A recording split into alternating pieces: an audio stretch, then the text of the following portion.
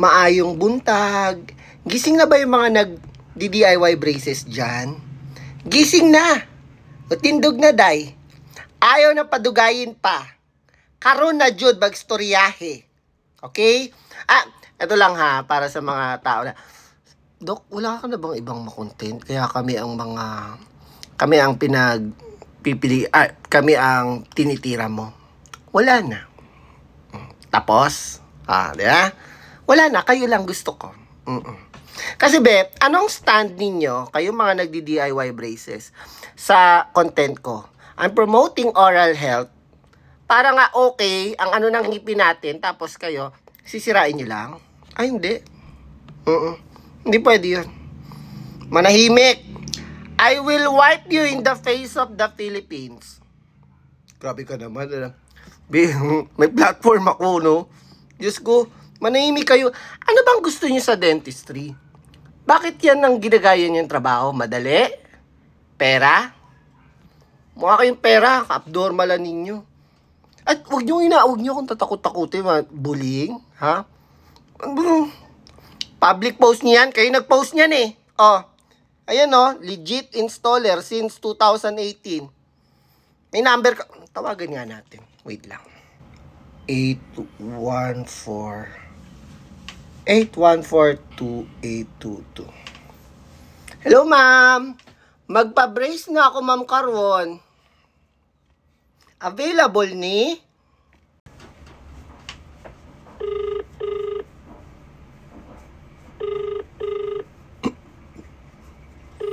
Ay, nga sagutin. Hello, ma'am. Customer ako, ma'am. Ay, mamaya na lang. Let's go. Ma'am, tinatawagan kita mo sagutin na. Para ka namang customer nga Napakabit nga ako Okay. Isa-isayin natin. Let's scrutinize everything ng mga pinagagawa mo, ma'am. Ha? Ano to? Louis legit installer since 2018. Bago pa mag-pandemic. Kabita na kayo dyan. Pukinay naman. Nauna ka pa sa akin. Ako nga kagagraduate ko lang 2017. Putang ina, nag-aral pa ako. Ikaw, Louis brace installer. Walang salitang brace installer. Ano ka, aircon? Ha? Wi-Fi installer? Tantaran niyo yan. Walang brace installer. Ha? Normal. Next. Madami na tayong available rubber for braces. Mickey Mouse rubber.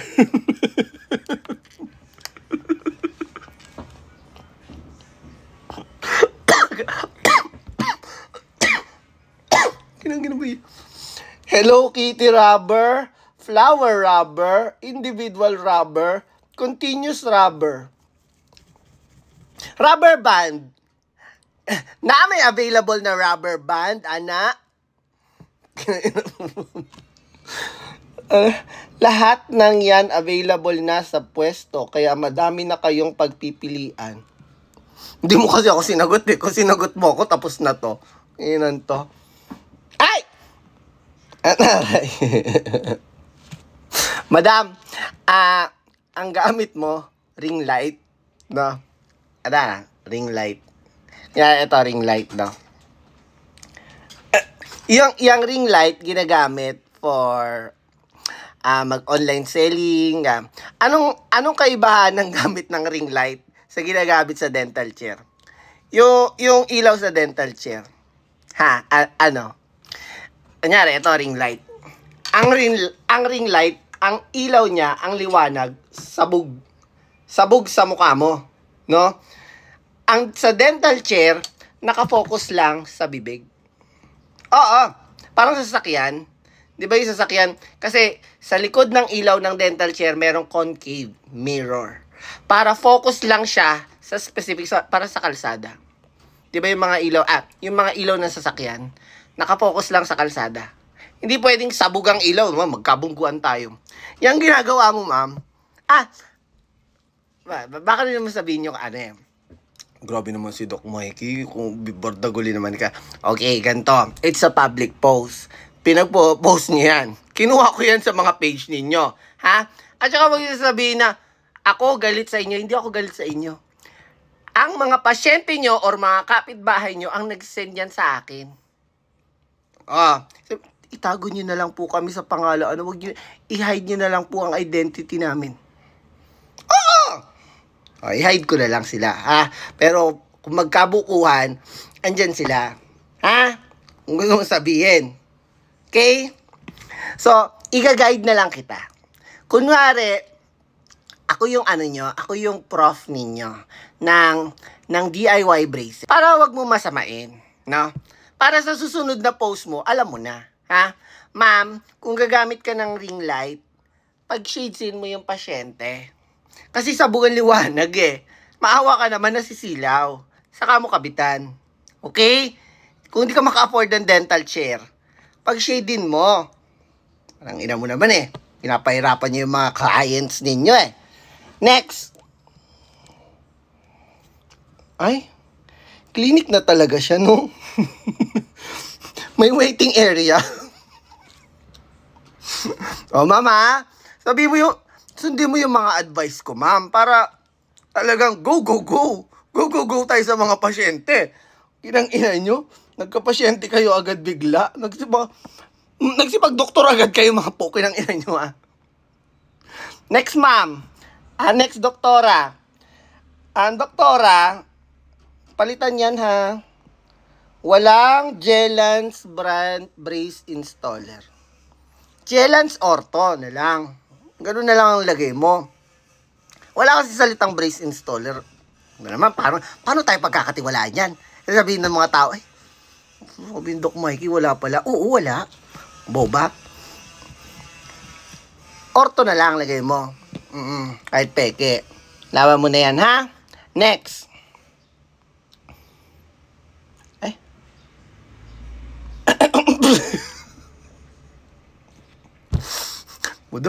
Madam.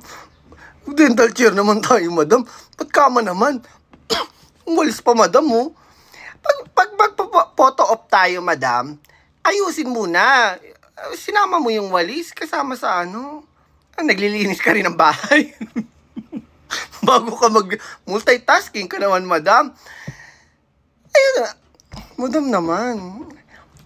Kailangan okay tayo sa mga pa-pictures natin, ha? Para to gain more clients.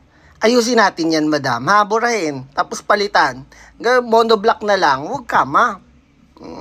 Massage? Tsaka, madam, total, kinakarir mo rin lang naman. Bakit mata yan? Ipin, madam. Pero naman, ha? Brace installer nakalagay, tapos mata.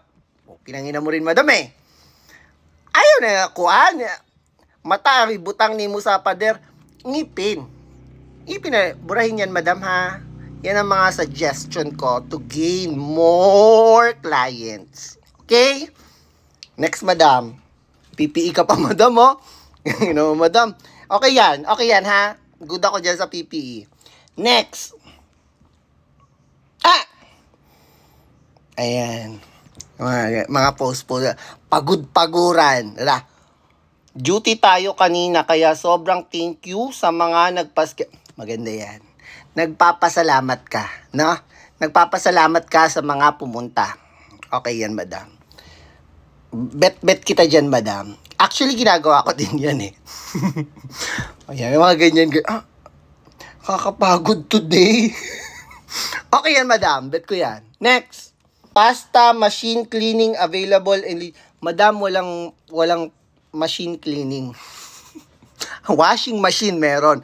Walang pasta machine cleaning, madam. Paano tayo makakaano ng mga pasyente niyan, madam? Mali. Palitan mo, lagay mo ultrasonic scalers. I saw your video. You're using ultrasonic scalers. Yun ang lagay mo, madam, ha? Ultrasonic scalers. Pag nakakabasa, madam, kailangan ganap na ganap ka ng dentista ka, madam, Kinangina mo rin, madam, No clinic, home base. Clinic na ilagay mo, madam. Clinic yun, di ba? Naka-PPE ka nga. Clinic na. Huwag na, home base. clinic na nasa bahay. Clinic home base. Kaya na, no clinic, no clinic. Ito naman si madam. Next. Okay. Yan. Kahit gabi open tayo. Ng 7-Eleven. Okay, madam. Ang sipag mo, madam, ha? Okay. We accepted transfer client. Madam, wrong grammar tayo dun, madam, ha? Pukinang ina mo ka, madam. Madam, bago ko naman naggaganyan, English naman, no? English naman, madam. Ako hindi naman ako magaling mag-English, pero basa ko palang mali na eh. Matanggap ka ng galing sa ibang gawa. Okay. We accepted transfer clients. Ang sakit sa tenga, madam. Pagtarong, madam, ha, sa imong batasan, ha? Ortho bonding use, we use curing light. Pwede sa false denture. Unsa na false denture, madam? Kana, oh. Unsa na imong binutang? False denture? It's not false denture, it's false teeth. Redundant na. False teeth denture. True or false? Madam, masuko na ako sa imuha, madam. Palitan, madam, ha? Pigilisan mo, ha? Palitan, walang false denture. False teeth or denture. Yun lang. Pumili ka lang sa dalawa, madam. And send to 2366. Si madam naman eh. Inaayos nga natin para nga maayos ang ano natin. All materials available. Madami na naging patient, madam. Kung madami nang naging patient, madam, mag-ipon, ha? Para kung sakaling madakpan ni mo, mahuli ka, na kay pamkuan, bayran, ha? Okay. Next. Promo, 2,500. Ipunin, madam. Ipunin, ha? Para meron kang pampiyansa. Ay. So, huy, alam mo, ang bait-bait ko pa nga sa inyo. Tinuturuan ko pa nga kayo ng mga ganyang ano, yung iba nga, hindi.